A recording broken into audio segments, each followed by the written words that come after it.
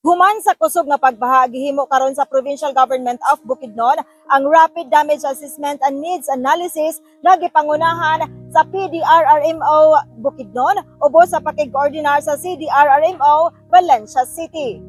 Gipaubos sa Red Alert status ang Emergency Operations Center kon EOC sa Provincial Government of Bukidnon human ang nasinati nga flash flood sa pipila ka bahin sa Valencia City ug sa Dulugon maramag kagahapon Setyembre 17, 2025. Sa kamanduan ni Governor Helinil P. Roque, gilayong gihimo ang EOC Response Cluster Emergency Meeting Setyembre 18, 2025 diha sa Operations Center sa Provincial Disaster Risk Reduction and Management Office kung aha gipasabot ni Mr. Anicito Turayno Jr., ang Chief sa Warnings and Operations Section sa PDRRMO Bukidnon, ang Emergency Preparedness and Response Protocols, particular ang mga buluhaton, ubos sa Charlie kon high risk.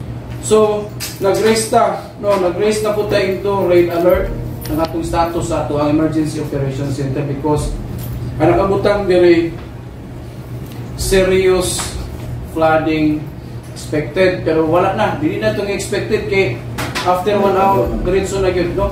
So sa karon since nga naay mga panghitabo dito gani man naay mga casualties, no?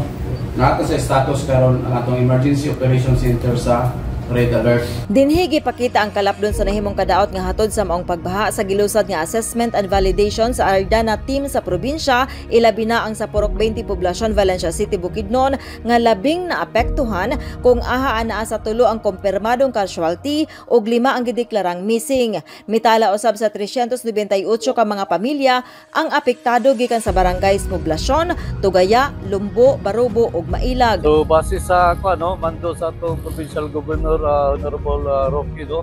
Iyaging giyatagaan ang pagtagad sa nitabo diri sa poblasyon sa Valencia, no? So ato nakita gyud nga grabe gyud ang damage diri. Samtang anausab sa 63 students sa Central Mindanao University ang accounted rescued kinsa temporaryong giakomodar sa University Homestay ug sa OSA Hall. Apektado usab ang pipila ka academic colleges, university offices, student housing ug ang community area sulod sa maong universidad.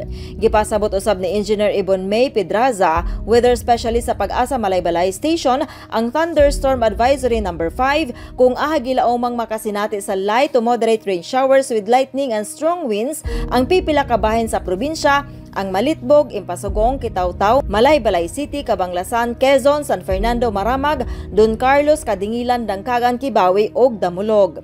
Hugot usab nga gidasig ug gimanduan ang mga opisyales og lumilihok sa nagadayang LGU sa probinsya nga magmonitor ug musunod gayud sa pag-asa advisory aron dinalian usab nga maabisuhan ang katawhan.